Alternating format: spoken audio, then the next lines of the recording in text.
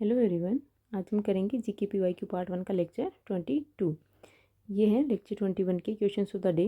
Normal temperature of the human body is मानव शरीर का सामान्य तापमान कितना है? 37 degree Celsius, 32 degree Celsius, 34 degree Celsius, 31 degree Celsius. तो इसका सही आंसर हो जाएगा 37 degree Celsius. 37 degree Celsius. Next question है अर्थशास्त्र वॉज रिटन बाय। अर्थशास्त्र जो है वो किसने लिखी है? विष्णुगुप्ता, विष्णु शर्मा, चंद्रगुप्त, कालिदास। तो आप लोगों को इसमें विष्णुगुप्ता और विष्णु शर्मा में कंफ्यूज नहीं होना है। विष्णुगुप्ता किसका नाम है? वो है चाणक्य का। ठीक है। और ये अर्थशास्त्र किसने लिखी है? चाणक्य ने ही लिखी है। और यहाँ पे ऑप्शन में चाणक्य ही था, मैंने विष्णुगुप्ता किया है कि आपको पता रहे कि चाणक्य का नाम क्या है, विष्णुगुप्ता भी है। ठीक है। नेक्स्ट क्वेश्चन, नेक्स्ट है हमारे लेक्चर 22 के क्वेश्चन। स्टार्ट करते हैं। फर्स्ट क्वेश्चन है विच of the following pair of country name of grassland is correct. यहाँ पे क्या दिया हुआ है? कंट्री का नेम दिया हुआ है और ग्रासलैंड के नेम दिए हुए हैं। उसमें बताना है कि कौन सा पेयर सही है। फर्स्ट है अर्जेंटीना, और अर्जेंटीना की ग्रास का नाम क्या है? पंपास। सेकंड है ब्राज़ील, जिसमें है स्टेपी। तो इसके अंदर अर्जेंटीना का तो जो ग्रासलैंड होते हैं उनके नाम पंपास ही है, सही है। और जो सेकंड है ब्राज़ील के, वो गलत है। ब्राज़ील के जो ग्रासलैंड है उनका नाम क्या है? उनका नाम है कंपोस। ओके। तो इसके अंदर आंसर क्या हो जाएगा? ओनली 1, फर्स्ट सही है। नेक्स्ट हम देखेंगे जो ग्रासलैंड्स हैं वो और उनकी कंट्री के नेम। तो ग्रासलैंड्स कितने टाइप के हैं? ग्रासलैंड्स हैं 2 टाइप के। एक ट्रॉपिकल, जो ट्रॉपिकल क्लाइमेट में पाए जाते हैं, और दूसरे हैं टेम्परेट। जो ट्रॉपिकल है ये कहाँ पे पाए जाते हैं? इक्वेटर के पास में, नियर इक्वेटर। इसमें जो घास होती है वो लंबी होती है, लार्ज एंड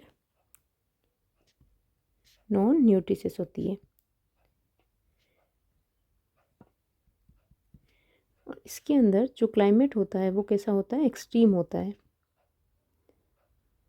मतलब अगर ठंड है तो उसमें बहुत ज़्यादा ठंड पड़ेगी, और अगर गर्मी है तो टेम्परेचर बहुत ज़्यादा रहेगा। और इसमें जो सॉइल होती है वो कैसी होती है? वो फर्टाइल सॉइल होती है। और जो ग्रास होती है वो शॉर्ट होती है, स्मॉल एंड न्यूट्रिशियस होती है।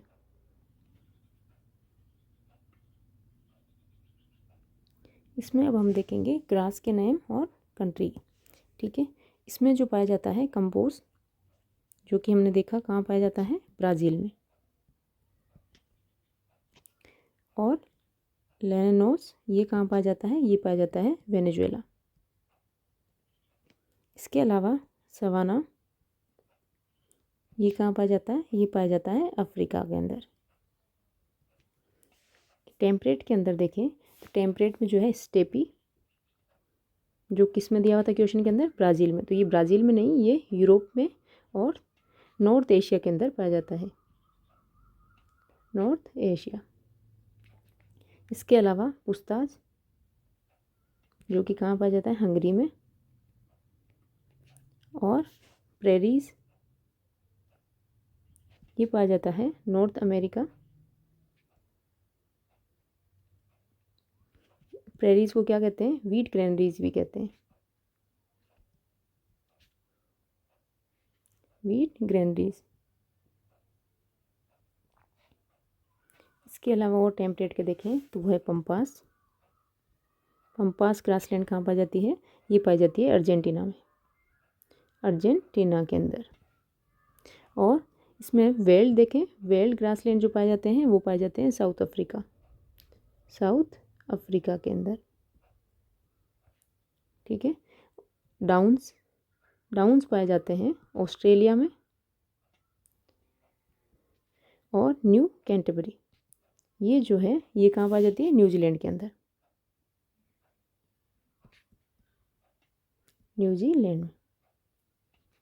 तो ये क्या हो गए? ये जो है ये सारे हैं टेम्परेट ग्रासलैंड्स और ये हैं ट्रॉपिकल ग्रासलैंड्स।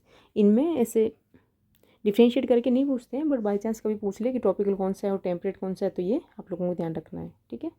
नेक्स्ट क्वेश्चन करें। नेक्स्ट क्वेश्चन है cabinet approve rupees for the vibrant villages program. जो वाइब्रेंट विलेजेस प्रोग्राम है उसके लिए कैबिनेट ने कितने करोड़ का जो बजट है वो अप्रूव किया है? ऑप्शन है 24,000 2400 करोड़, और 3000 करोड़, 4800 करोड़ और 5000 करोड़। तो इसमें कितना है 4800 करोड़। ठीक है, 4800 करोड़ का जो बजट है इन्होंने अप्रूव किया है कैबिनेट ने, किसके लिए, जो वाइब्रेंट विलेजेस प्रोग्राम है उसके लिए। तो वाइब्रेंट विलेजेस जो प्रोग्राम है इसको किसने लॉन्च किया, अमित शाह ने। और कहाँ पे किया है, किबिथु अरुणाचल प्रदेश के अंदर किया है। और ये किसके लिए लॉन्च किया गया है, और इसमें जो ये बजट अप्रूव किया गया है ये कब, 2022-23 से लेके कब तक है, 2025-26 तक के लिए अप्रूव किया गया है। ठीक है, और जो ये किसके लिए चला गया है वाइब्रेंट विलेजेस प्रोग्राम, ये चला गया है फॉर डेवलपमेंट ऑफ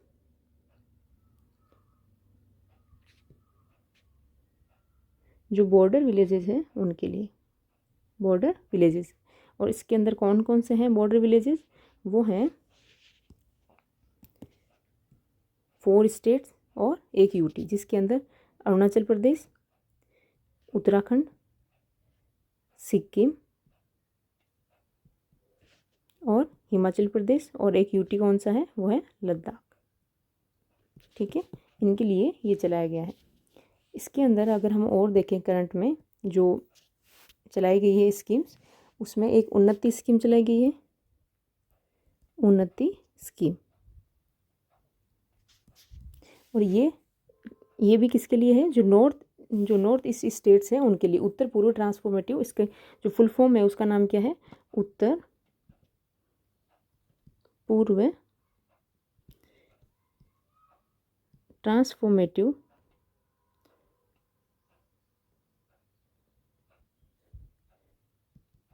इंडस्ट्रियलाइजेशन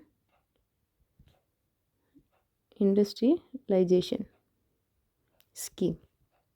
ठीक है, तो ये क्या है, ये है उत्तर पूर्व ट्रांसफॉर्मेटिव इंडस्ट्रियलाइजेशन स्कीम। इसके अंदर क्या है, इसके अंदर बजट दिया गया, बजट कितना अप्रूव किया है इन्होंने, बजट अप्रूव किया है 10.037 करोड़। ठीक है, और ये किसके लिए है, ये है जो नॉर्थ ईस्ट की जो इंडस्ट्रीज़ है उनको डेवलप करने के लिए। इसके अलावा एक जो वुमेन सेफ्टी स्कीम चलाई गई है, वुमेन सेफ्टी स्कीम, इसका भी जो बजट अप्रूव किया है वो देख लेते हैं, वो कितना है 1179.72 करोड़। ठीक है, और ये कब तक चलाया गया है, टिल 2025 से 26 तक के लिए। और इसमें जो है ये टोटल है बजट। ठीक है, और इसमें से 294.23 करोड़ जो है वो किसने दिए हैं, निर्भया फंड। ठीक है, और जो बाकी हैं 885.49 करोड़ ये किसने दिए हैं, गवर्नमेंट।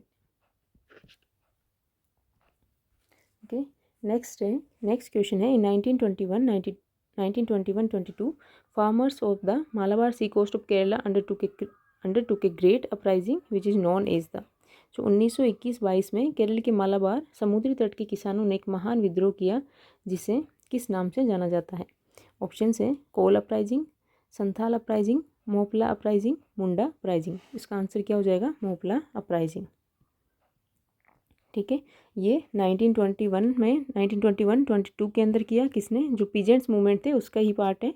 ठीक है, पीजेंट्स मूवमेंट ही था जिसमें जो फार्मर्स हैं उन्होंने उनका जो ब्रिटिशर्स थे उनके खिलाफ विद्रोह किया था। और ये कहाँ पे हुआ, ये हुआ केरल के अंदर 1921-22 में। ठीक है, और इसके जो लीडर थे वो भी देख लेते हैं। इसमें जो लीडर कौन थे, वो थे सैयद अली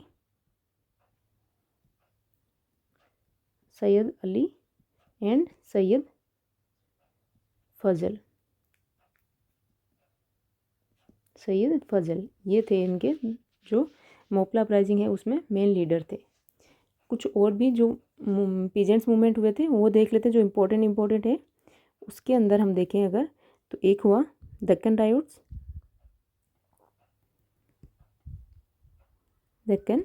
ये कहाँ पे हुआ, ये हुआ महाराष्ट्र में।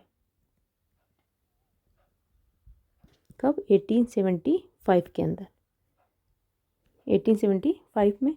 और इसके बाद में ये 1875 है। इसके बाद और अगर देखें तो 1855 इंडिगो रिवोल्ट हुआ था, इंडिगो रिवोल्ट जो कि कहाँ पे हुआ, बंगाल के अंदर हुआ। और कब हुआ 1859 में। इसके अगर लीडर देखें तो कौन थे, वो थे विष्णु एंड दिगंबर बिश्वास, विष्णु एंड दिगंबर बिश्वास, ठीक है। इसके अलावा और हाँ, ये जो इंडिगो रिवोल्ट है, ये कौन, एक जो नाटक था, क्या नाम था उसका प्ले का, नील दर्पण। ये इसमें नील दर्पण के अंदर इसका पूरा इंडिगो रिवोल्ट का बताया गया था। नील दर्पण किसने लिखी, ये लिखी दीनबंधु मित्र ने, दीनबंधु मित्र, ठीक है। इसके अलावा अगर और रिवोल्ट देखें 1859 के आगे जो हुए, वो हुआ एक पाथरू घाट आसाम के अंदर, ठीक है, पाथरू घाट, ठीक है, रिवोल्ट। ये कहाँ हुआ, ये हुआ असम में। और कब हुआ, 1894 के अंदर हुआ था। और ये क्वेश्चन पूछा गया है, ठीक है। आपको यूँ लगे कि भाई फर्स्ट टाइम सुना है तो ये नहीं आएगा, ये क्वेश्चन ऑलरेडी आया हुआ है एसएससी के अंदर। इसके बाद में अगर देखें तो वो और कहाँ पे हुआ, वो हुआ पीजेंट स्ट्रगल, कहाँ, अवध के अंदर। तो अवध पीजेंट अपराइजिंग, ये कब हुआ, ये हुआ 1921-22 के अंदर, ठीक है। और इसमें जो अगर देखें जो मेन लीडर थे वो कौन थे, बाबा रामचंद्र, बाबा रामचंद्र, ठीक है।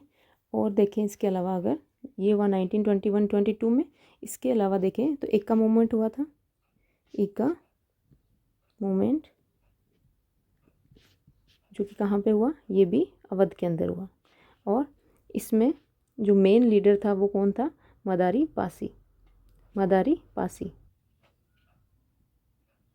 और ये कब हुआ, ये हुआ 1921 के अंदर। इसके अलावा देखें तो एक ऑल इंडिया किसान सभा भी बनाई गई थी, किसान सभा। तो ये कब बनी, ये बनी 1936 के अंदर, कहाँ, लखनऊ के अंदर बनी। और इसके फाउंडर कौन थे, वो थे सहजानंद सरस्वती, सहजानंद सरस्वती, ओके। तो ये आप लोगों को याद रखना है। दक्कन राइट्स कब हुए, 1875 के अंदर हुए। और कहाँ पे हुए, महाराष्ट्र में हुए। इंडिगो रिवोल्ट जो कि बंगाल में हुए और 1859 के अंदर हुए। और ये कब, इसमें जो मेन लीडर है वो कौन है, विष्णु एंड दिगंबर बिश्वास, ठीक है। जो और ये कहाँ किस में हम लिखी गई है, ये नील दर्पण जो कि एक प्ले है, नाटक है उसमें। और ये किसने लिखा है, ये लिखा दीनबंधु मित्र ने। जो पत्रुघाट रिवोल्ट है वो आसाम के अंदर हुआ और 1894 के अंदर हुआ। अवध पीजेंट अपराइजिंग जो हुआ है वो 1921-22 के अंदर का। और किसने, इसमें जो मेन लीडर थे वो कौन थे, बाबा रामचंद्र, ठीक है। एकम मूवमेंट हुआ है तो ये भी अवध में हुआ है 1921 में। और इसमें जो मेन थे लीडर वो कौन थे, मदारी पासी। और जो ऑल इंडिया किसान सभा है ये किसने बनाई, सहजानंद सरस्वती ने 1936 के अंदर लखनऊ के अंदर बनाई है, ओके। नेक्स्ट क्वेश्चन करें। नेक्स्ट क्वेश्चन है, विच of the following is a process in which hot less dense material rise upward and are replaced by the colder more dense materials। निम्नलिखित में से कौन सी एक प्रक्रिया है जिसमें गर्म कम घने पदार्थ ऊपर की ओर उठते हैं और उन्हें ठंडे अधिक सघन पदार्थों द्वारा प्रतिस्थापित किया जाता है। तो इसका जो प्रोसेस है उसका नाम बताना है। ऑप्शन क्या है, कंडक्शन, रेडिएशन, कंडेंसेशन और कन्वेक्शन। इसमें क्वेश्चन में क्या दिया गया है कि कौन सी प्रोसेस है जिसके अंदर क्या होता है, जो हॉट है, ठीक है, और जो लेंस डेस मटेरियल है वो क्या होते हैं, ऊपर उठते हैं। मतलब जैसे अगर कुछ हम गर्म कर रहे हैं तो उसमें जो मटेरियल जो गर्म हो गया वो क्या करेगा, ऊपर उठेगा। और जो ठंडा है और जो ज़्यादा डेंस है वो क्या करेगा, वो नीचे बैठ जाएगा। इस प्रोसेस का नाम क्या है, इसको कहते हैं कन्वेक्शन, ठीक है। कन्वेक्शन किसके अंदर होती है, फ्लूइड और गैसेस के अंदर। और इसके लिए क्या है, नीड मीडियम ज़रूरी है, ठीक है। इसमें हमने देख लिया कि हीट कैसे ट्रांसफ़र हो रही है, जो मॉलिक्यूल्स है उनका ट्रांसफ़र हो रहा है। हीट ट्रांसफ़र कैसे है, बाय ट्रांसफ़र ऑफ मॉलिक्यूल्स, ठीक है। जो गर्म है वो नीचे जा रहे हैं और जो ठंडे हैं वो ऊपर उठ रहे हैं। नेक्स्ट इसके अंदर देखें जो कंडक्शन है। कंडक्शन में क्या होता है, कंडक्शन होता है एक तो सॉलिड के अंदर, ओनली सॉलिड, ठीक है। इसमें क्या होता है, जो हीट ट्रांसफ़र होती है एक जगह से दूसरी जगह, हीट ट्रांसफ़र वो कैसे होती है, बाय वाइब्रेशन ऑफ मॉलिक्यूल्स। जो मॉलिक्यूल्स हैं उनमें वाइब्रेशन होती है जिससे हीट ट्रांसफ़र होती है एक जगह से दूसरी जगह में, ठीक है। इसमें एग्जांपल देखें तो मेटल्स, और इसके अंदर भी मीडियम की ज़रूरत होती है, ठीक है, हीट ट्रांसफ़र होने के लिए नीड मीडियम। इसके अलावा जो रेडिएशन है इसमें क्या होता है, इसमें कोई मीडियम की ज़रूरत नहीं होती, नो नीड ऑफ मीडियम। और ये क्वेश्चन भी आया हुआ है शायद कि कौन सी प्रोसेस है जिसमें मीडियम की ज़रूरत नहीं होती है, ठीक है। इसमें एग्जांपल देखें तो सन रेडिएशन, ठीक है ये। और इसमें जो कंडेंसेशन है, कंडेंसेशन के अंदर क्या होता है, जो वेपर होती है वो किस में कन्वर्ट हो जाती है, वो होती है लिक्विड के अंदर, ओके। नेक्स्ट क्वेश्चन करें। PM Modi has unveiled the Yashobhoomi convention centre in which city. जो पीएम मोदी ने यशोभूमि कन्वेंशन सेंटर का अनावरण ये चलो इसमें पता चल गया, वैसे भी ये देना नहीं था, ठीक है। ये हो जाएगा कहाँ किया, पीएम मोदी ने यशोभूमि कन्वेंशन सेंटर का अनावरण कहाँ किया है, तो वो किया न्यू दिल्ली, चेन्नई, मुंबई, पुणे। तो इसमें पता वैसे लग गया है, न्यू दिल्ली के अंदर किया गया है, ठीक है। न्यू दिल्ली में कहाँ पे, ये द्वारका के अंदर, द्वारका सेक्टर 25 में शायद, हमारे सेक्टर से पास में ही पड़ता है। और इसके अंदर अगर और देखें, ठीक है, ये जो दिल्ली के अंदर है ये क्या है, ये है जो युग युगीन भारत नेशनल म्यूजियम है। ये भी जो मोदी दिख रहे हैं, मोदी जी ने इनोग्रेट किया है न्यू दिल्ली के अंदर। ये क्या है, Yuge Yugeen Bharat national museum, Bharat national museum, और इसका इनोग्रेशन किया है मोदी जी ने। और ये एक जो है मिलेट्स एक्सपीरियंस सेंटर है, ये भी कहाँ बनाया गया है, ये भी दिल्ली के अंदर बनाया गया है, ये दिख रहा है ऑलरेडी लिखा हुआ। और जो 2023 है, 2023 ईयर को जो UNGA है उन्होंने क्या डिक्लेयर किया है, ईयर ऑफ मिलेट्स। और जो 2023 के बजट के अंदर मिलेट्स को क्या बोला गया है, किस इसमें किससे रेफर किया गया है, वो इसको मिलेट्स को बोला गया है श्री अन्ना, श्री अन्ना, ठीक है। ये है, ये क्या है, ये बनाया गया है first national metro rail knowledge centre. ये कहाँ पे बनाया गया है, ये जो विश्वविद्यालय मेट्रो स्टेशन है दिल्ली का, वहाँ पे बनाया गया है। ये है, रेड से लिख दूँ first national metro rail knowledge centre. और ये कहाँ है, ये है विश्वविद्यालय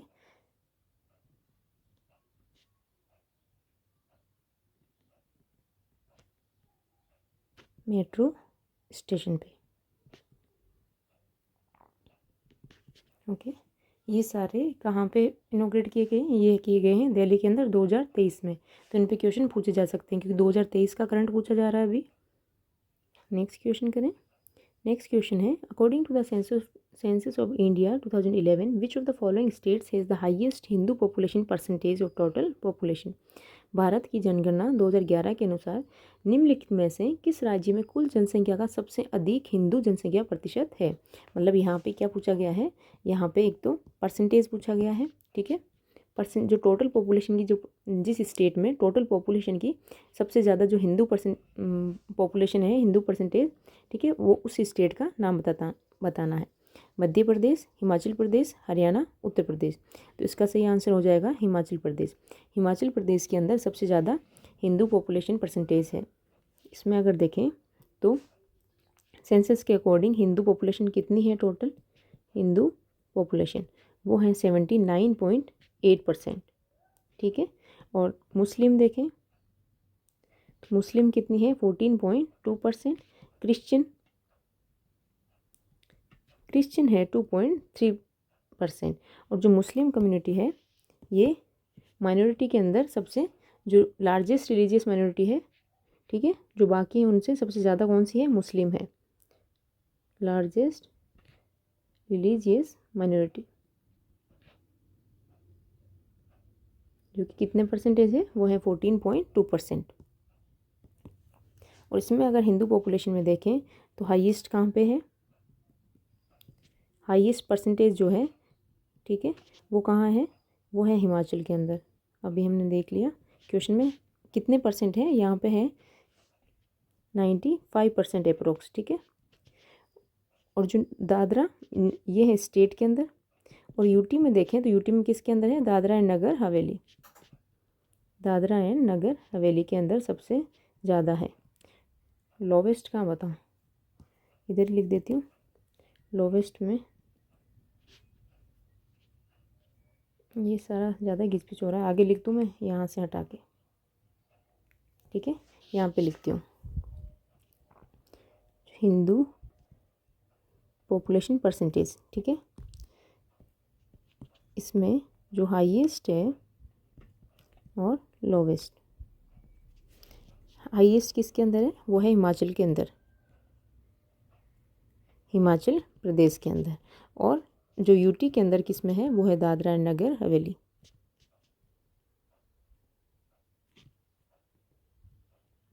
और लोवेस्ट देखें तो लोवेस्ट स्टेट के अंदर तो है मिजोरम के अंदर, जिसमें कितने परसेंट है, 2.75% हिंदू पॉपुलेशन है। और यूटी के अंदर है वो है लक्षद्वीप,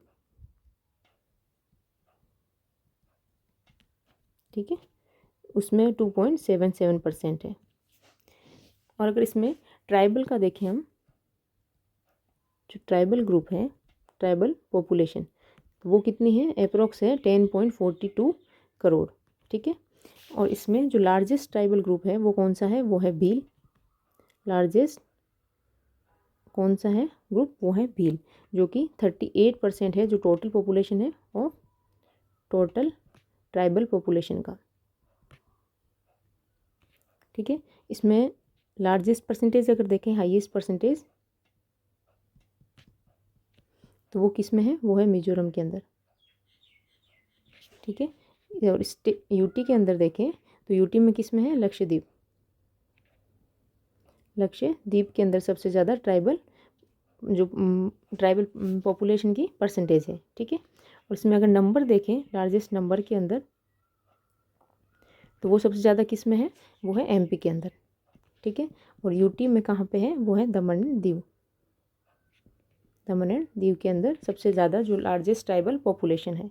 और ये है परसेंटेज के अकॉर्डिंग और ये है नंबर के अकॉर्डिंग, ठीक है। तो इनमें कंफ्यूज मत होना, एमपी में सबसे ज़्यादा नंबर है और मिजोरम में सबसे ज़्यादा परसेंटेज है। परसेंटेज मतलब जो टोटल पॉपुलेशन है उसकी जो टोटल पॉपुलेशन की कितने परसेंटेज ट्राइबल पॉपुलेशन है वो बताया गया है, ठीक है। नेक्स्ट आगे देखें, नेक्स्ट क्वेश्चन है, select the correct alternative on the basis of the given statements on the cities of Harappa civilization. जो हड़प्पा सभ्यता के शहरों पर दिए गए कथनों के आधार पर सही विकल्प का चयन कीजिए। स्टेटमेंट फर्स्ट दिया हुआ इसमें, most of the Harappa cities were divided into 2 parts, मतलब जो हड़प्पा सिटीज़ थी, हड़प्पा के जो शहर थे वो 2 भागों में डिवाइड किए गए थे। फर्स्ट है हायर टाउन और एक है लोअर टाउन, मतलब 2 भाग कौन से हैं, हायर टाउन और लोअर टाउन, ठीक है, उच्च नगर और निचला शहर। स्टेटमेंट सेकंड दिया गया है, the archaeologist describe the lower part of the town as citadel. जो आर्कियोलॉजिस्ट हैं उन्होंने क्या बताया है कि जो निचला शहर है उसको क्या कहते हैं, उसको सिटाडेल कहते हैं, ठीक है। तो इसमें आपको बताना है स्टेटमेंट फर्स्ट और स्टेटमेंट सेकंड में से कौन से सही है। तो जो हड़प्पा सिटी है, हड़प्पा की जो सिटीज़ थी वो higher town and lower town में डिवाइड किए गए थे, ये तो सही है। और सेकंड क्या है, सेकंड दिया हुआ है कि जो लोअर पार्ट है उसको सिटाडेल कहते हैं, ये गलत है। यहाँ पे क्या हो जाएगा, यहाँ पे होगा जो हायर पार्ट है उसको सिटाडेल कहते हैं, हायर पार्ट, ठीक है, उसको क्या कहते हैं, सिटाडेल। तो इसके अंदर क्या होगा, only statement 1 is true, only जो कथन फर्स्ट है वो ही सही है। इसके अंदर को हम हड़प्पा जो सिविलाइजेशन था, इसके और भी जो फीचर्स है वो भी पढ़ लेंगे, ठीक है, वो देखते हैं। हड़प्पा सिविलाइजेशन। इसका अगर टाइम पीरियड देखें तो वो कितना था, 2600 BC से 1700 BC। ठीक है, और ये कैसे है, ब्रॉन्ज एज। ब्रॉन्ज एज और कैसा सिविलाइजेशन था, अर्बन सिविलाइजेशन।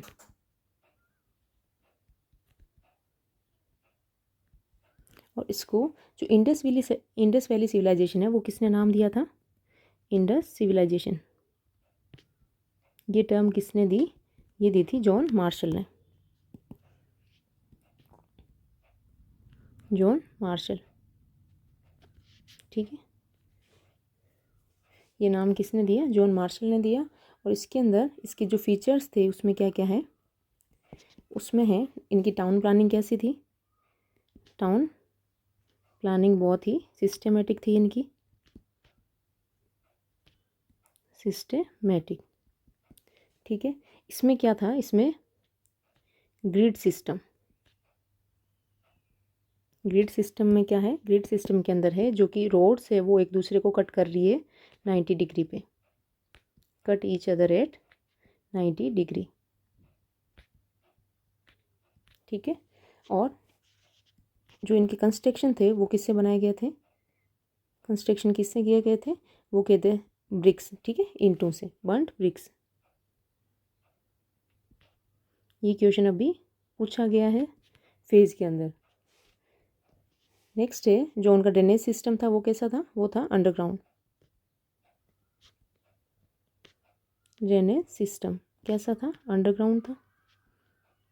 ठीक है, ओपन जो ड्रेनेज सिस्टम था ओपन नहीं था। ये भी क्वेश्चन पूछा गया कि उनका ड्रेनेज सिस्टम में, मतलब ये जो अभी जैसे स्टेटमेंट में क्वेश्चन है वैसे ये दिए हुए थे कि ड्रेनेज सिस्टम ओपन था या कैसा था, तो उसमें ये ओपन दिया हुआ था, तो उसमें आपको ध्यान रखना है कि अंडरग्राउंड था। ठीक है, ओपन नहीं था। और इनके जो सिटाडेल थे, ठीक है, सारी सिटीज़ में क्या थे, फोर्टिफाइड, मतलब जो एक ऊपर का जो पार्ट है वो किले के जैसे बनाया गया था, सिर्फ एक जगह को छोड़ के। और वो कौन सा है, वो है, इनमें एक्सेप्शन कौन सा है, चनहुदड़ो। चनहुदड़ो जो कि सिटी विदाउट सीटाडेल, इसमें सीटाडेल नहीं था। ठीक है, और जो सीटाडेल थे ये हमने देख लिया कहाँ पे थे, एक तो हायर, इसको हायर टाउन बोला गया है, और किस साइड थे ये, वेस्टर्न साइड। ठीक है, इसमें अगर क्रॉप्स की देखें, मेन क्रॉप्स कौन सी थी, तो वो थी वेट एंड बार्ले। और एक जो पॉइंट याद रखना है, जो हड़प्पन लोग हैं उनको किसके बारे में पता नहीं था, आयरन के बारे में। ठीक है, ये जानते नहीं थे आयरन के बारे में। नेक्स्ट क्वेश्चन करें। नेक्स्ट क्वेश्चन है, the Trimbakeshwar temple which is situated in Nashik Maharashtra was build by. जो त्र्यंबकेश्वर टेम्पल है महाराष्ट्र के अंदर है, महाराष्ट्र के नासिक में स्थित है, वो किसने बनाया है। ये क्वेश्चन एसएससी फेज में अभी पूछा गया है। ठीक है, महाराजा गंगा सिंह, बालाजी बाजीराव, शिवाजी, महाराणा प्रताप। तो इसका आंसर क्या हो जाएगा, इसका आंसर है बालाजी बाजीराव मराठा। ठीक है, जो पेशवा बालाजी बाजीराव थे उन्होंने ये मंदिर बनवाया था। इसके अलावा कुछ और भी मंदिर देखेंगे हम, वो हैं बृहदेश्वर, बृहदेश्वर टेम्पल। जो क्वेश्चन ऑलरेडी पूछे गए हैं वो क्वेश्चन में उनसे रिलेटेड जो भी टेम्पल के क्वेश्चन आए हुए हैं वो बता रही हूँ। ठीक है, तंजौर जो कि कहाँ पे है, तमिलनाडु में। और ये किसने बनाया था, ये बनाया था राजा राजा फर्स्ट ने, जो कि चोला रूलर है। इसके अलावा गंगाई कोंडा चोलापुरम, गंगाई कोंडा चोलापुरम, चोलापुरम, ये भी कहाँ पे है, ये भी तमिलनाडु के अंदर है। और इसको किसने बनाया है, राजेंद्र प्रथम ने, राजेंद्र प्रथम। ठीक है, कोणार्क जो सन टेम्पल है उड़ीसा का, कोणार्क सन टेम्पल कहाँ पे है, ये है उड़ीसा में। और किसने बनाया है, ये बनाया है नरसिम्हा देव प्रथम, नरसिम्हा देव प्रथम ने। ठीक है, इसके अलावा जो भीतरगांव टेम्पल है, इस पर भी क्वेश्चन आया गया है, ऑलरेडी आ चुका है। भीतरगांव टेम्पल जो कहाँ पे है, ये है झांसी के अंदर, झांसी यूपी में। ठीक है, इसको और क्या कहते हैं, इस पर ये क्वेश्चन आ गया है। सॉरी, कुछ प्रॉब्लम हुई थी। ठीक है, चलो हम क्या देख रहे थे, भीतरगांव टेम्पल। तो भीतरगांव का क्या क्वेश्चन आया हुआ है कि ये किस से बनाया गया था। तो इसको जो कहते हैं ऑल ब्रिक टेम्पल भी कहते हैं। तो मतलब ये किस से बनाया गया था, ब्रिक से, ईंट से बनाया गया था, ऑल ब्रिक टेम्पल।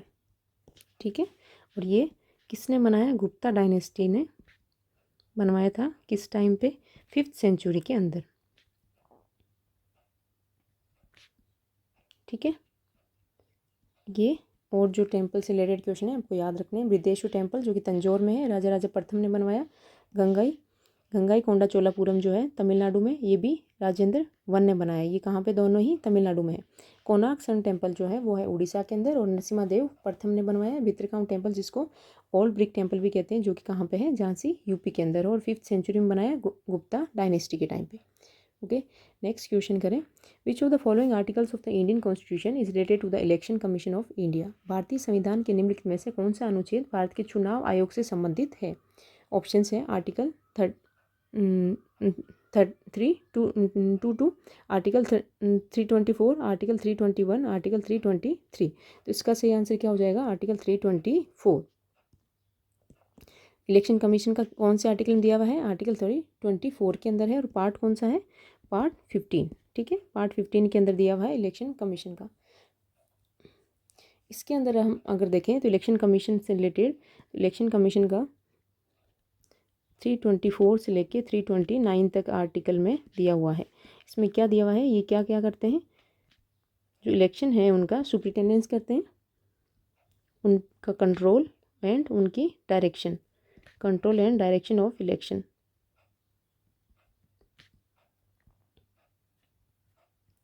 ठीक है, और इनके अपॉइंटमेंट अगर देखें तो अपॉइंटमेंट कौन करता है, इनका अपॉइंटमेंट करता है प्रेसिडेंट। और इसके अंदर जो इनका कंपोजिशन है वो कितना है,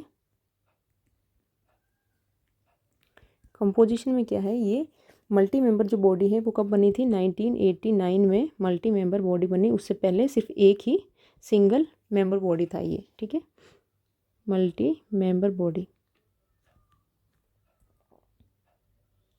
कब बना, 1989 में, जिसके अंदर अब कौन कौन है, एक है चीफ इलेक्शन कमिश्नर और 2 हैं इलेक्शन कमिश्नर। ठीक है, ये 3 लोग हैं इसके अंदर।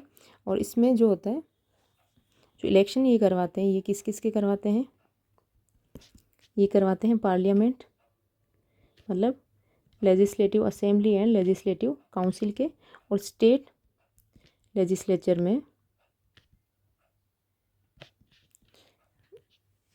ठीक है, लेजिस्लेटिव असेंबली और लेजिस्लेटिव, ये मैंने क्या मतलब लोकसभा, सॉरी, और राज्यसभा लिख रही थी, और ये है लेजिस्लेटिव असेंबली और लेजिस्लेटिव काउंसिल में। ठीक है, इनके जो इलेक्शन करवाते हैं वो कौन करवाता है, इलेक्शन कमीशन करवाता है। यहाँ पे स्टेट के हैं, फिर भी जो इनके कौन करवाएगा, इलेक्शन कमीशन ही करवाएगा। और इसमें फर्स्ट अगर देखें इलेक्शन कमीशन, जो फर्स्ट चीफ इलेक्शन कमिश्नर थे वो कौन थे हमारे, वो थे सुकुमार सेन, ये थे फर्स्ट। और जो भी प्रेजेंट में है वो कौन है, वो है राजीव कुमार।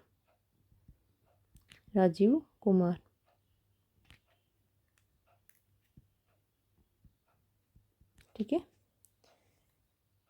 इनका अगर हम टर्म देखें तो कितने साल तक के लिए है, 6 ईयर्स या 65 ईयर्स, मतलब दोनों में से जो भी पहले हो जाए, या तो 6 साल पूरे हो जाए या 65 साल पूरी हो जाए। ठीक है, और इसका जो रिमूवल होता है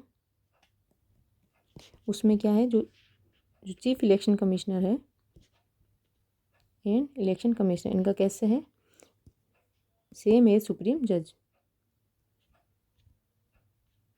सुप्रीम कोर्ट के जो जज होते हैं उनका जैसे रिमूवल होता है वैसे ही इनका होता है। ठीक है, और जो अदर इलेक्शन कमिश्नर होते हैं, मतलब ये चीफ इलेक्शन का, और ये जो अदर इलेक्शन कमिश्नर्स हैं उनका कैसे होगा, जो चीफ इलेक्शन कमिश्नर है वो रिकमेंड करेगा, और उसके बाद में कौन, प्रेसिडेंट रिमूव कर देगा। ठीक है, आफ्टर रिकमेंडेशन ऑफ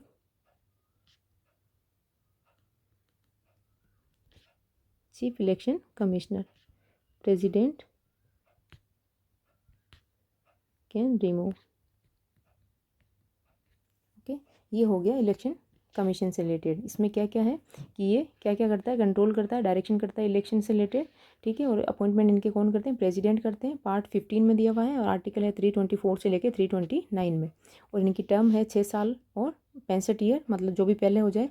और इलेक्शन किस करवाते हैं, लोकसभा, राज्यसभा और legislative assembly and legislative council के, ठीक है। इसमें जो स्टेट इलेक्शन कमीशन नहीं करवाते हैं, स्टेट के यही इलेक्शन कमीशन ही करवाता है, ठीक है। और इसका कंपोजिशन क्या है, इसमें एक चीफ इलेक्शन कमिश्नर होता है और 2 अदर इलेक्शन कमिश्नर्स होते हैं, जो कि 1989 में मल्टी मेंबर बॉडी बना था। और फर्स्ट है हमारे सुकुमार सेन, और जो अभी प्रेजेंट में है वो कौन है, राजीव कुमार, ठीक है। नेक्स्ट क्वेश्चन करें, in which of the following states या union territories is the Mahatma Gandhi marine national park situated. जो महात्मा गांधी समुद्री राष्ट्रीय उद्यान है वो कहाँ पे, मतलब कौन से स्टेट या यूटी में सिचुएटेड है। ऑप्शन है Dadra and Nagar Haveli, Orissa, Andaman and Nicobar islands और गुजरात। तो ये कहाँ पे है, ये है अंडमान एंड निकोबार आइलैंड्स के अंदर, जो कि महात्मा गांधी मैरीन नेशनल पार्क है। इसके अलावा अगर और देखें, जो अंडमान एंड निकोबार के हैं उनमें कौन कौन से हैं, Mount Harriet national park, Mount Harriet national park, और रानी झांसी में marine national park, Rani Jhansi marine national park. इसके अलावा सैडल पीक नेशनल पार्क और Campbell national park, Campbell national park, Campbell बे।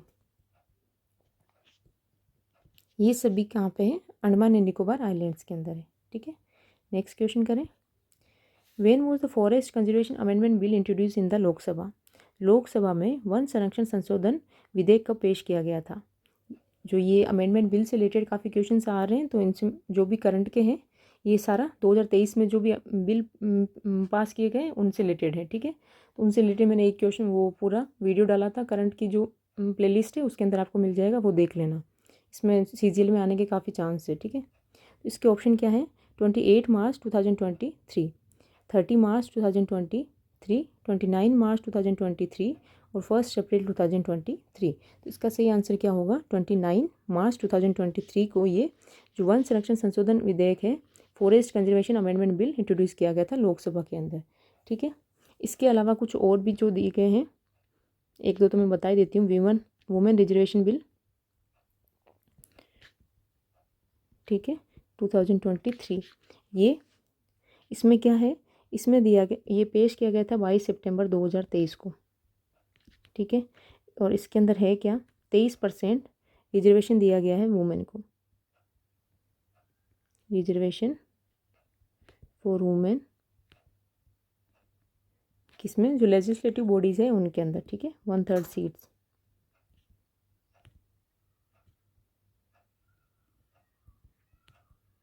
लेजिस्लेटिव बॉडीज़ के अंदर पार्लियामेंट में, ठीक है, एंड स्टेट में ये इनको 33% रिजर्वेशन दिया गया है वुमेन को। इसके अलावा और देखें अगर, तो एक आया था अनुसंधान नेशनल रिसर्च फाउंडेशन बिल, ये भी क्वेश्चन आ चुका है ऑलरेडी। अनुसंधान नेशनल रिसर्च फाउंडेशन बिल,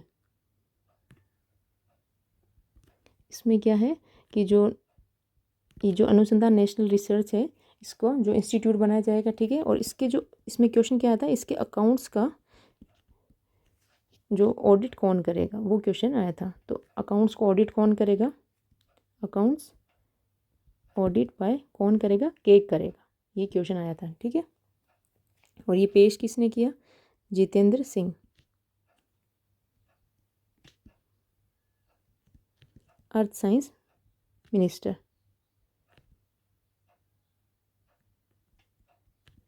इसके अलावा पोस्ट ऑफिस बिल का भी क्वेश्चन आया था, ये SSC GD में क्वेश्चन आया था, पोस्ट ऑफिस बिल 2023 का।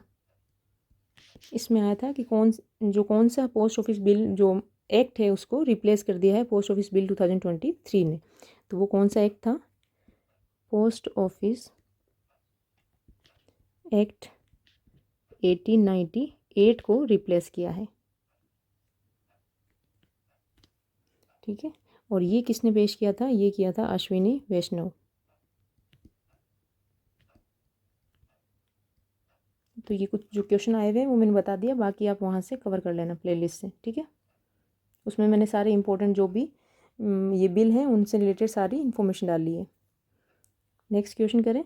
इन which of the following states in India is the local festival Namkhan celebrated? Bharat में निम्नलिखित में से किस राज्य में स्थानीय त्यौहार नमखान मनाया जाता है? ऑप्शन से हिमाचल प्रदेश, गुजरात, झारखंड, असम। तो इसका सही आंसर हो जाएगा हिमाचल प्रदेश। कहाँ पे मनाया जाता है? जो नामखान है वो मनाया जाता है हिमाचल प्रदेश के अंदर। इसके अलावा जो भी हिमाचल प्रदेश में जो भी फेस्टिवल मनाए जाते हैं मैं उनसे रिलेटेड आपको एक ट्रिक बताती हूँ और हम लोग याद करेंगे। ट्रिक है हिम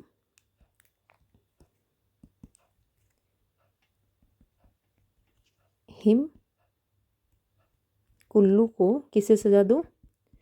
हल्दी व फूलों से सजा दो।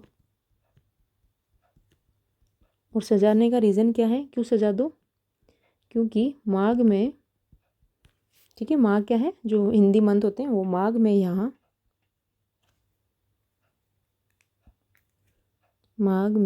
यहाँ जो कलिंजर के राजा हैं वो, मतलब क्या है, कलिंजर के राजा बहुत फेमस है, तो कलिंजर के नामी राजा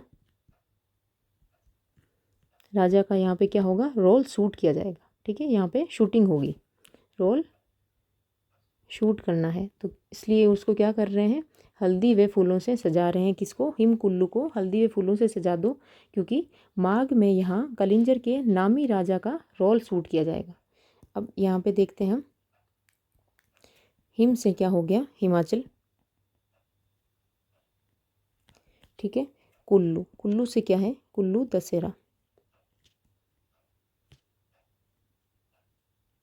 जो कि कितने दिन मनाया जाता है? 7 डेज तक मनाया जाता है और कुल्लू वैली में मनाया जाता है। ठीक है, फिर है हल्दी, तो हल्दी से है हालदा फेस्टिवल।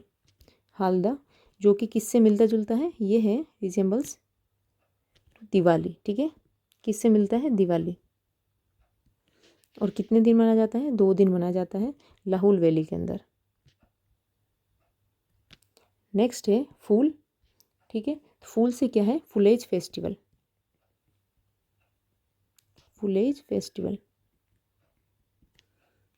फिर है सजा दो, तो सजा से है साजो।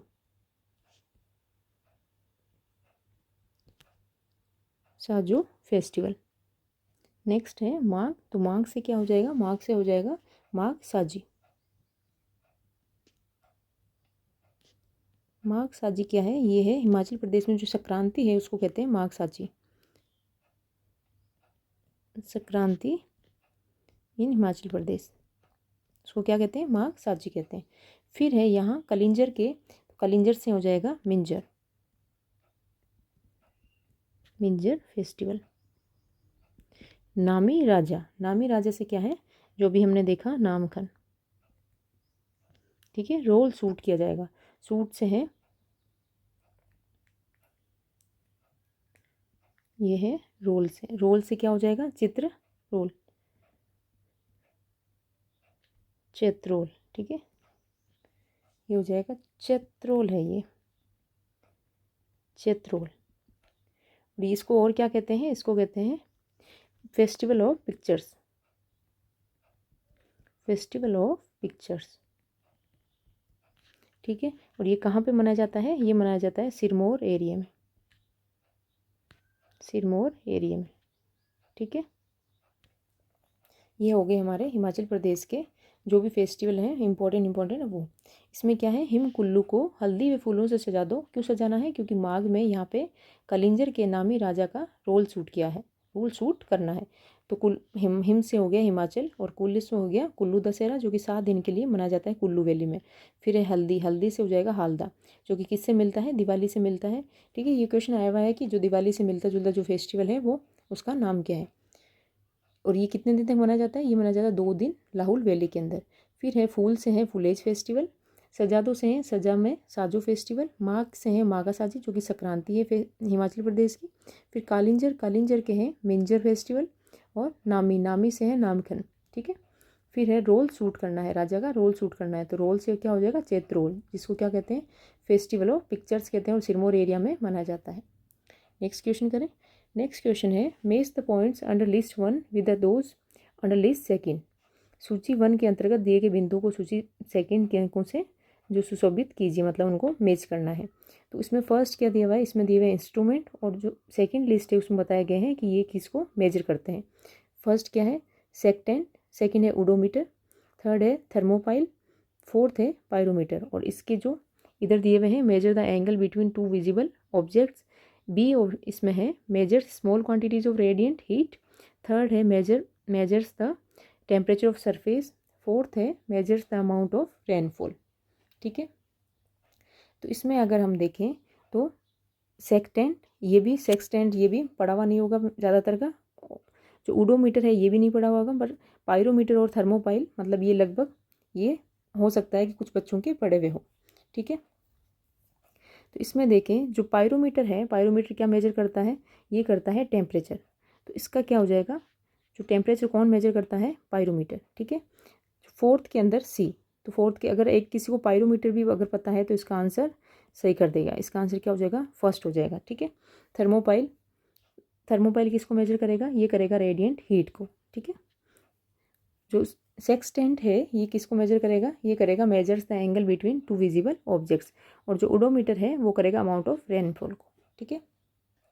तो इसका जो ऑप्शन है वो कौन सा सही हो जाएगा, वो हो जाएगा option first.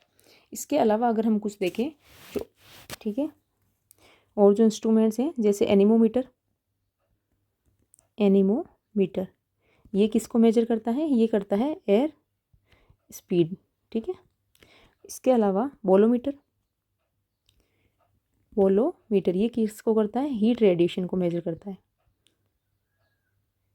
Heat radiation. Odometer किसको करेगा, डिस्टेंस ऑफ व्हीकल्स को मेजर करेगा। इसके अलावा फोटोमीटर किसको करेगा, फोटोमीटर करेगा इंटेंसिटी ऑफ लाइट, कि लाइट की इंटेंसिटी कितनी है, इंटेंसिटी ऑफ लाइट, ठीक है। इनको भी इनके साथ में ध्यान रखना है, ठीक है। नेक्स्ट क्वेश्चन, श्रीनिवास वरदान was awarded the Padma Vibhushan in year 2023 for the exceptional and distinguished service in which field. जो श्रीनिवास वरदान है इनको पद्म विभूषण दिया गया है 2023 के अंदर, तो इनको किस फील्ड में दिया गया है, art, architecture, science and engineering और पब्लिक अफेयर्स। तो इनको किस में दिया गया है, इनको दिया गया है साइंस एंड इंजीनियरिंग के अंदर, ठीक है। जो पद्म विभूषण है 2023 के वो कितने लोगों को दिए गए हैं, वो दिए गए हैं 6 लोगों को। तो इनमें हम सारे इनके नाम, फील्ड और इनके स्टेट देख लेते हैं, क्योंकि अभी ये क्वेश्चन आया था, ये क्वेश्चन शायद पूछा गया था या तो जो श्री बालाकृष्ण दोषी का पूछा गया था शायद, और या फिर जाकिर हुसैन का पूछा गया था, मुझे एग्जैक्ट पता नहीं है, पर ये क्वेश्चन पूछा गया था कि वो कौन से स्टेट से बिलोंग करते हैं जिनको पद्म विभूषण मिला है 2023 का। तो इसमें हम इनके स्टेट भी देखेंगे। जो श्री बालाकृष्ण दोषी है इनको पोस्ट्यूमस मिला है, मतलब मरणोपरांत मिला है, किसमें, आर्किटेक्चर के अंदर, और ये कहाँ से हैं, ये बिलोंग करते हैं गुजरात से। जो जाकिर हुसैन है ये क्या है, ये तबला वादक हैं, ठीक है। इनको मिला है आर्ट में, और ये कहाँ से बिलोंग करते हैं, ये करते हैं महाराष्ट्र से। श्री SM कृष्णा है ये पब्लिक अफेयर्स में, और ये कहाँ से बिलोंग करते हैं, ये करते हैं कर्नाटका। श्री दिलीप महलनोबिस इनको भी मरणोपरांत दिया गया है, और ये मेडिसिन मतलब जो भी मेडिसिनल वगैरह जो फील्ड है उससे बिलोंग करते हैं, और ये कहाँ के हैं, ये हैं वेस्ट बंगाल। जो श्रीनिवास वरदान इनको हमने देख लिया साइंस एंड इंजीनियरिंग फील्ड से हैं, और ये USA से बिलोंग करते हैं। श्री मुलायम सिंह यादव इनको भी मरणोपरांत दिया गया है, और ये पब्लिक अफेयर्स हैं और UP के हैं, ठीक है। तो इनको भी ध्यान में रखना है। नेक्स्ट क्वेश्चन है, dash 2005 is refer to as the right to work as it guaranteed 100 days of employment in a year by the Indian government to people who are in the need of who are able to do work. मतलब इसके अंदर जो 2005 का जो एक act है वो कौन सा है जिसको क्या कहते हैं, राइट टू वर्क। और इसके अंदर क्या है 100 डेज़ का एम्प्लॉयमेंट दिया जाता है इंडियन गवर्नमेंट द्वारा, जो काम करना चाहते हैं या फिर उनको जो मतलब जो काम करना चाहते हैं और जो काम कर सकते हैं उनको। ठीक है, तो इसके अंदर ऑप्शन दिए गए हैं Mahatma Gandhi regional employment guarantee act, Mahatma Gandhi rural employment act, Mahatma Gandhi national rural employment guarantee act और Mohan Gandhi regional guarantee act. तो ये क्या है, नरेगा है, जिसका पहले नाम नरेगा था फिर मनरेगा कर दिया था। तो ये इसका सही आंसर क्या हो जाएगा, third, Mahatma Gandhi national rural employment guarantee act 2005। ठीक है, इसमें आगे तो नहीं है ना, तो इसमें जो 2005 के अंदर क्या नरेगा, ठीक है, और इसका नाम 2009 में जो महात्मा गांधी जो ऐड किया था वो कब किया, 2009 के अंदर किया था। ठीक है, और इसके अंदर जो ये वर्क है ये कैसा है, ये अनस्किल्ड वर्क है। ठीक है, इसमें कोई स्किल की ज़रूरत नहीं है, अनस्किल्ड वर्क, क्योंकि कई बार क्वेश्चन है जो स्टेटमेंट के क्वेश्चन आते हैं उनमें ये पूछा जाता है कि मतलब वो स्किल की जगह मतलब अनस्किल्ड की जगह स्किल्ड वर्क दे देंगे। ठीक है, तो ये यहाँ पे क्या आएगा, अनस्किल्ड वर्क आएगा। और ये लॉन्च सही 2005 में एक्ट बना और लॉन्च कब किया गया था, 2 फरवरी 2006 को ये लॉन्च हुआ। ठीक है, नेक्स्ट क्वेश्चन करें। नेक्स्ट है which state has been started Shakti scheme, किस राज्य ने शक्ति योजना शुरू की है, केरल, उड़ीसा, कर्नाटका, तमिलनाडु। तो ये किसने की है, ये की है कर्नाटका ने। ठीक है, और इसके अंदर क्या है, जो वुमेन है उनको फ्री बस ट्रेवल, मतलब जो फ्री बसेज में जो फ्री ट्रेवल करने दिया जाएगा। ठीक है, फ्री बस ट्रेवल फॉर वुमेन।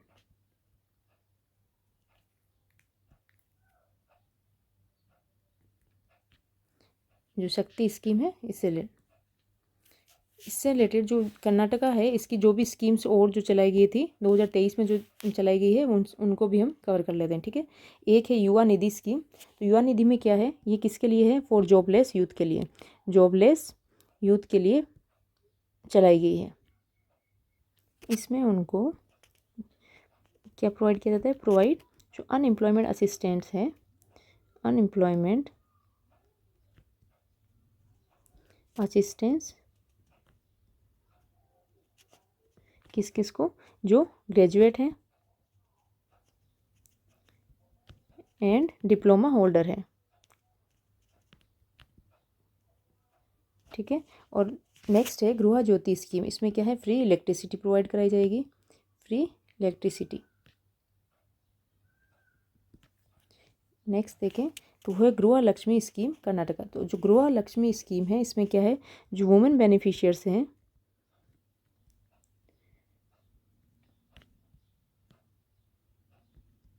उनको 2000 रुपये पर मंथ दिए जाएंगे। ठीक है,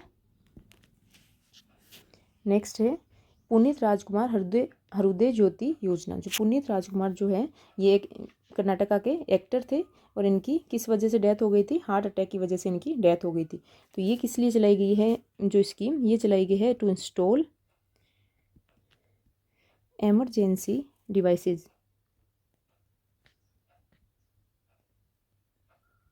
इन पब्लिक प्लेसेस।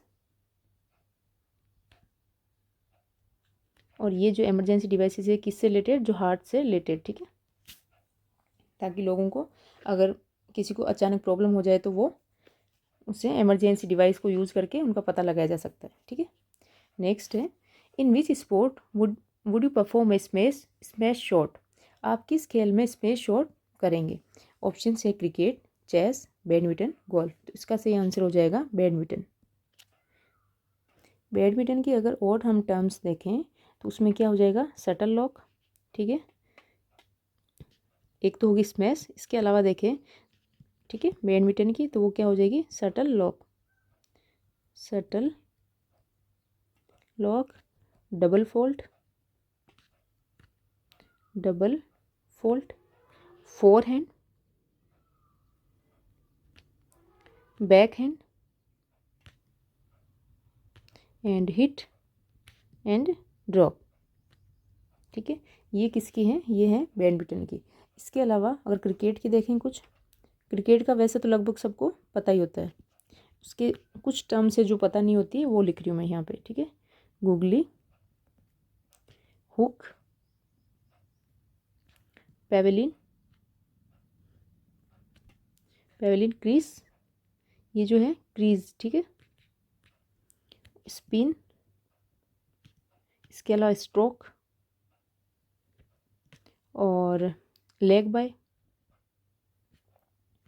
और यॉर्कर, ये टर्म किसकी है, ये सब रिलेटेड हैं क्रिकेट से, ठीक है। इसके अलावा अगर हम इसमें चेस की देख लेते हैं, चेस, चेस में क्या क्या होगा, गैम्बिट मूव, गैम्बिट मूव और स्टेलमेट, स्टेलमेट, चेकमेट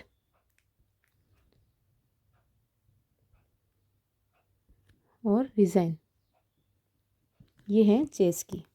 इसके अलावा और हैं गोल्फ, तो गोल्फ की भी देख लेते हैं।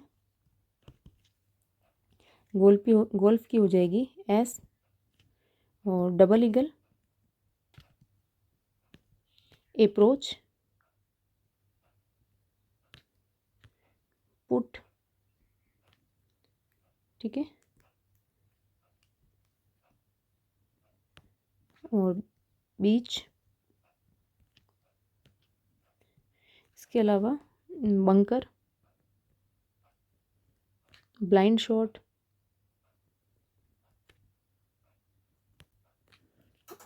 और सैंड ट्रैप, ये सारी किसकी हैं, ये है गोल्फ से रिलेटेड, ठीक है। तो इनको भी एक बार रिवाइज कर लेना, मतलब इनको यूँ ऐसे तो ये याद नहीं रहती है, पर बार बार जैसे रिवाइज करोगे तो वो ऐसे अपने आप दिमाग में लग जाएगी, ठीक है।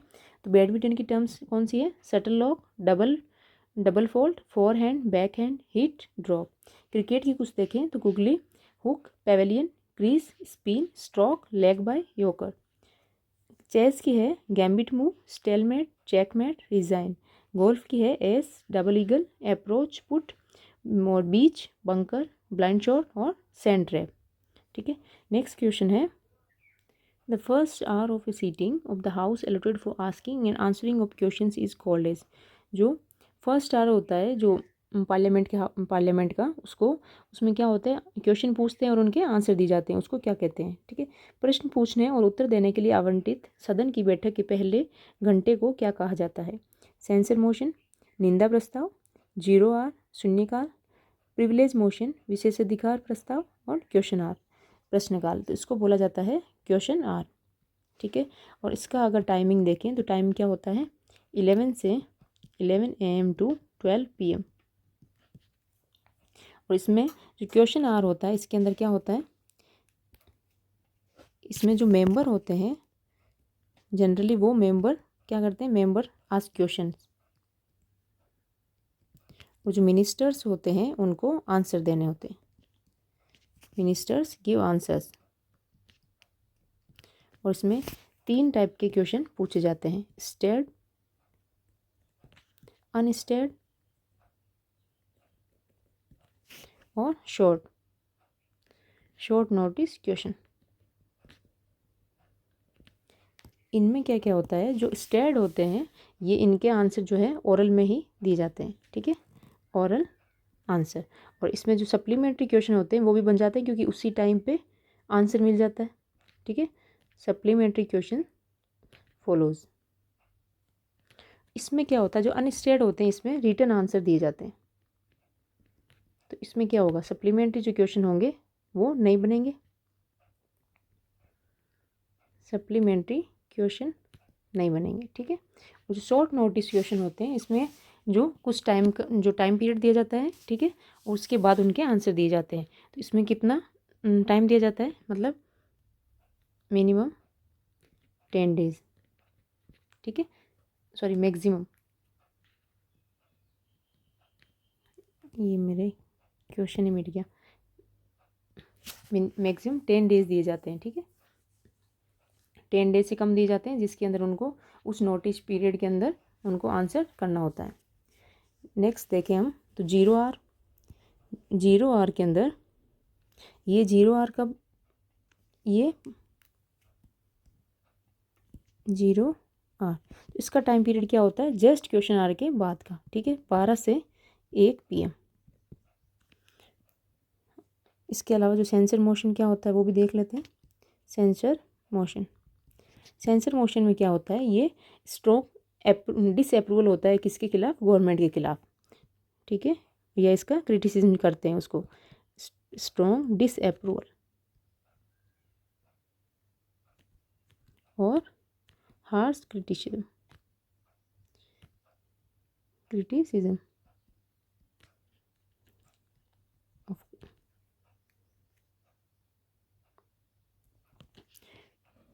और इसमें ये किसके अगेंस्ट होता है, यहीं पे लिख दूँ, अगेंस्ट गवर्नमेंट, ठीक है। और ये जो सेंसर मोशन है एक मिनिस्टर के खिलाफ भी लाया जा सकता है, या ग्रुप ऑफ मिनिस्टर, या एंटायर जो काउंसिल ऑफ मिनिस्टर होती है उसके अगेंस्ट मूव किया, मतलब पेश किया जा सकता है, ठीक है। तो मूव अगेंस्ट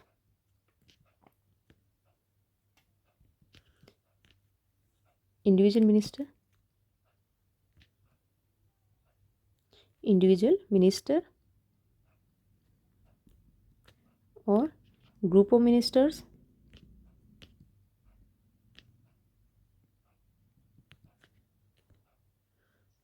या किसके खिलाफ, एंटायर काउंसिल ऑफ मिनिस्टर, ठीक है।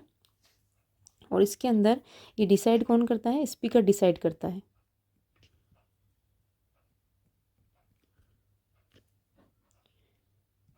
क्या, कि जो मोशन है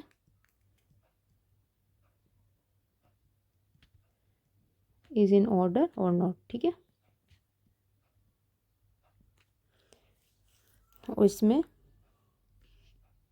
अगर ये सेंसर मोशन पास किया जाता है तो इसके अंदर ये नहीं है कि उनको रिज़ाइन देना पड़ता है, उनमें इनको वापस कॉन्फिडेंस लेना पड़ता है उनका, ठीक है। और एक जो है प्रिविलेज मोशन, इसका भी देख लेते हैं। प्रिविलेज मोशन, जब नॉन कॉन्फिडेंस मोशन पास किया जाता है तो उसके अंदर अगर वो पास हो जाता है, ठीक है, तो उसमें यूँ होता है कि जो एंटायर गवर्नमेंट होती है उनको रिज़ाइन देना पड़ता है। सेंसर मोशन में नहीं होता है ये। प्रिविलेज मोशन में क्या होता है, ये जो उनको कुछ पार्लियामेंट्री जो प्रिविलेज मिले होते हैं उनका ब्रीच कर देते हैं, तो उस टाइम पे ये लाया जाता है, on breach of parliamentary privileges. इसके अंदर क्या है, कुछ राइट्स होते हैं, सर्टेन राइट्स एंड इम्यूनिटीज़,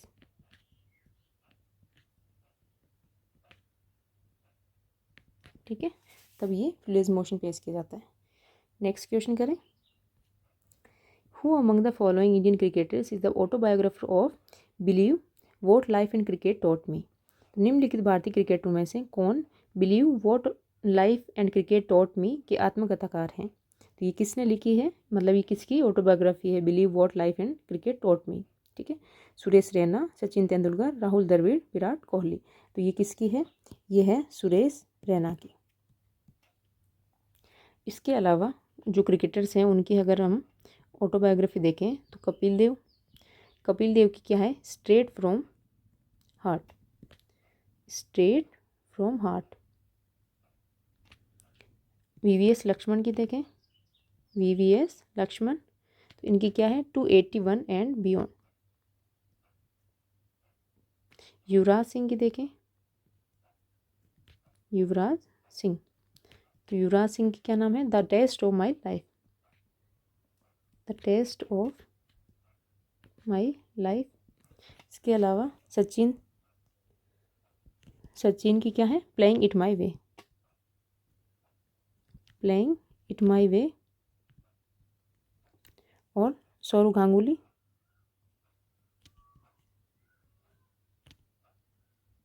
इनकी ऑटोबायोग्राफी का नाम क्या है, century is not enough, century is not enough, ठीक है। तो इसके अलावा ये जो सुरेश रैना की है उसका नाम क्या है, believe what life and cricket taught me. Kapil Dev की है, उसका नाम है straight from heart. VVS Laxman की जो ऑटोबायोग्राफी है उसका नाम है 281 एंड बियॉन्ड। युवराज सिंह की जो है उसका नाम है the test of my life. Sachin Tendulkar की है वो है playing it my way. Sourav Ganguly की है उसका नाम है सेंचुरी इज़ नॉट एनफ, ठीक है।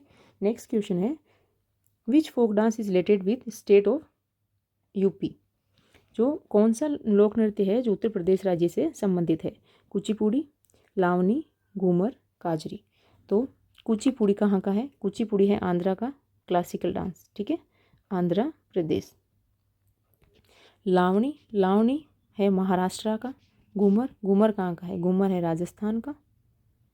तो पीछे क्या बच गया? काजरी, जो कि कहाँ का है? यूपी का, ठीक है, यूपी। यूपी के जो और डांस है उनको भी, अच्छा यहाँ जगह नहीं, मैं यहीं पे बता देती हूँ। और जो फोक डांस है यूपी के, ठीक है, वो कौन कौन से हैं? वो हैं चारकुला, चारकुला, रासलीला, रामलीला,